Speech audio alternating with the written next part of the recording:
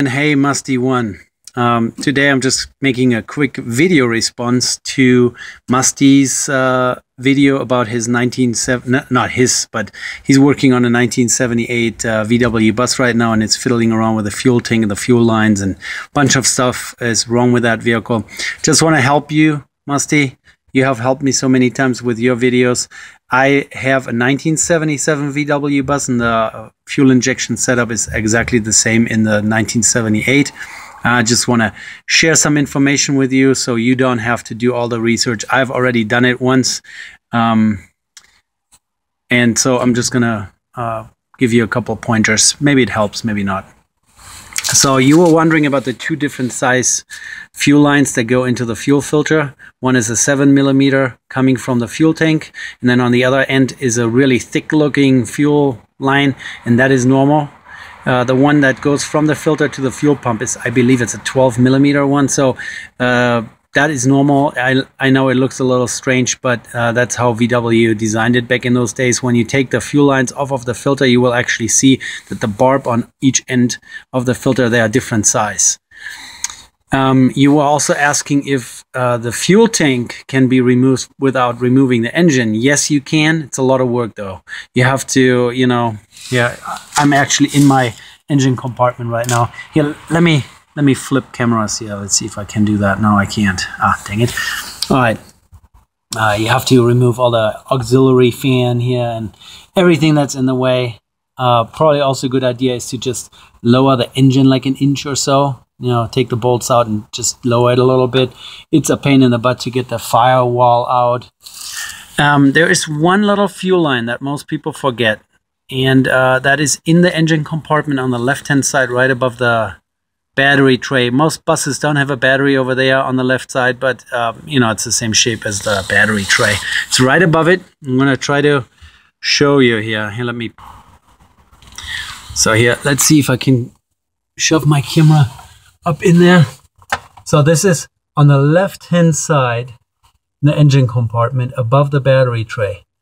There's a connection between two solid pieces of vent line. That's the vent line that comes from the fuel tank. On top of the fuel tank, there are two vent lines. One goes to the right side of the vehicle, one to the left side of the vehicle. And the one on the left has a rubber hose connection between two steel vent lines. And that little rubber fuel hose piece rots out, and then people forget to replace it. And when you fill up your fuel tank all the way to the top, some fuel is sloshing around, some fuel makes it into those vent lines, and then it starts dripping into that battery tray on the left-hand side. That's the one that was bad on mine, and I had terrible fuel smell. There is a pretty cool webpage, GermanSupplies.com, I believe it is. It's a guy in Canada that supplies all kinds of original OEM bits and pieces for VWs, and he has some PDF files. He actually made diagrams of which size of hose goes in which spot for all those different years of bay windows.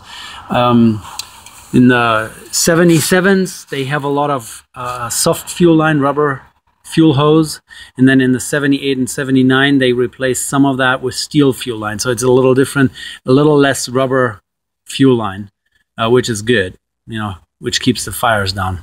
Yeah, I hope this helps you a little bit. Check out GermanSupplies.com and look for those PDF diagrams of the arrangements of fuel lines. He also sells the fuel line by the foot if you need it from that guy. And yeah, check out this little fuel hose piece on the left side of the engine compartment up in the air intake area. That's kind of a bad one. New fuel tanks are available, and the fuel tank strips are also available. And find a good tank sending unit. They all suck. The aftermarket one all suck. They're not very well calibrated. What I actually ended up doing is cutting a piece of the cargo floor out, so I have access to my tank sending unit with a tank installed from the inside of the vehicle. And I made a nice cover for it, so the firewall is intact after I install this cover. So, you know, I actually have a video of that on YouTube, I believe. So maybe you check that out. I can send you a picture too if you want. All right, Musty, thanks for your help with all the small engine repair. I've learned so much in your videos. It's unbelievable. It's not even real. So yeah, I hope my video helps you this time. Take care. Bye.